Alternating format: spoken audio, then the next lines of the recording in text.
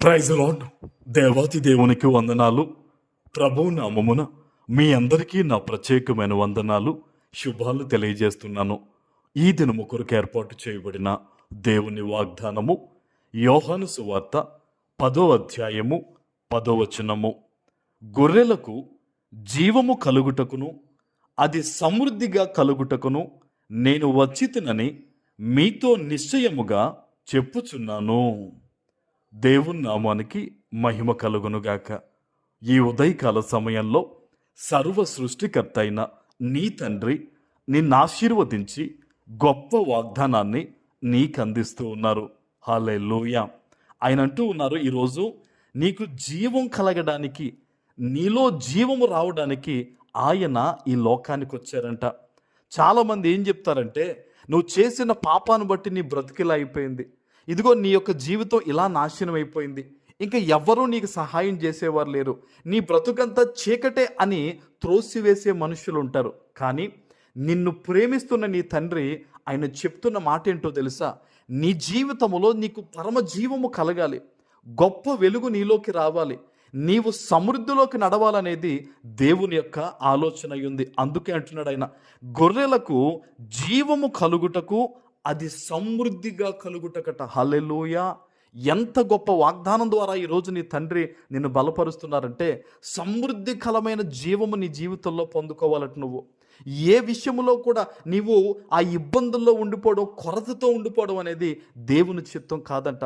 మరి ఎలా పాస్టర్ గారు ఆ జీవాన్ని నేను ఎలా కనుక్కోగలను, జీవము నాలో ఎలా ప్రవేశిస్తుంది, నేను ఎలాగ సమృద్ధిలోకి వెళ్ళగలను అంటే, యేసు ప్రభుని నీవు సొంత రక్షకునిగా అంగీకరించి ప్రార్థన చేయుట ద్వారానే నీ జీవితంలో నిజమైన జీవం వస్తుంది. ఆయన అన్నాడు కదా, నేనే జీవము అని. ఈరోజు ఎక్కడి నుంచి, ఎటువంటి పరిస్థితుల మధ్య నీవు దేవుని వాగ్దానాన్ని వింటూ ఉన్నావో, యేసయ్యను నీ జీవితంలోకి ఆహ్వానించండి. చాలామంది అనుకుంటారు, మేము ప్రార్థన చేస్తున్నాం కదా, మేము దేవుని వాక్యాన్ని వింటున్నాం కదా అని. లేదు, యేసయ్యను ఆహ్వానించాలి. ఆయన నీ జీవితంలో తిష్ట వేసుకుని కూర్చునేవాడు కాదు, నీ అంతట నీవు ప్రతిష్ఠించుకుంటే వచ్చే దేవుడు. కాబట్టి ఏ పరిస్థితుల మధ్య ఉండి ఈరోజు నువ్వు దేవుని వాగ్దానాన్ని వింటూ ఉన్నావో, మనపూర్వకంగా దేవుడిని ఆహ్వానించు. అయ్యా, నాలోనికి రండి, నా బిడ్డలలోకి, నా సమస్తల్లోకి రండి. మేము నీలా జీవం కలిగి జీవించాలనుకుంటున్నాం, ఆత్మలో వర్ధిల్లాలనుకుంటున్నాం.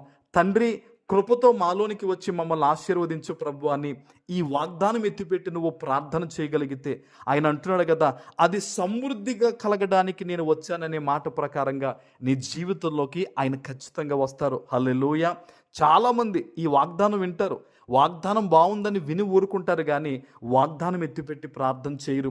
నువ్వు ఆలోచించు, ఎంతోమంది ఉన్నప్పటికీ కూడా ఈరోజు ఈ వాగ్దానాన్ని నువ్వు వినగలుగుతున్నావంటే నీవు దేవుని ఏర్పాటులో ఉన్నావు. కాబట్టే ప్రార్థన చేయి, దేవుని సన్నిధిలో దేవుణ్ణి ప్రతిష్ఠించుకో. ఈ సర్వ సృష్టిని సృజించిన దేవుడు నీలో ఉంటానని ఆయన మాటిచ్చాడు. నీవే నా ఆలయమని ఆయన చెప్తూ ఉన్నాడు గనక దేవుణ్ణి ఆహ్వానించి నీ హృదయంలో ప్రతిష్ఠించుకుని ప్రార్థన చేయి. ఆ ప్రార్థన నీ జీవితంలో మొదలైనప్పుడు అపవాది ఏ రూపంలో వాడు నీ దగ్గర తిష్ట వేసుకుని నీకు ఇష్టం లేకపోయినా వాడు ఉన్నాడో, సేవకునిగా చెప్తున్నాను, ఈ రోజు నుంచి నీ ప్రార్థన వల్ల అపవాది నీ జీవితంలోంచి, నీ సమస్తములోంచి వాడు తొలగి పారిపోబోతూ ఉన్నాడు. ఆమెన్. ప్రార్థన చేసుకుందాం. పరిశుద్ధుడా, ప్రేమ కలిగిన తండ్రి, మీకు వందనాలు. ఈ ఉదయకాల సమయంలో మీరిచ్చిన ఈ గొప్ప వాగ్దానము ప్రతి బిడ్డ జీవితంలో నెరవేర్చి స్థిరపరచమని యేసు నామమున ప్రార్థిస్తున్నాను తండ్రి. ఆమెన్.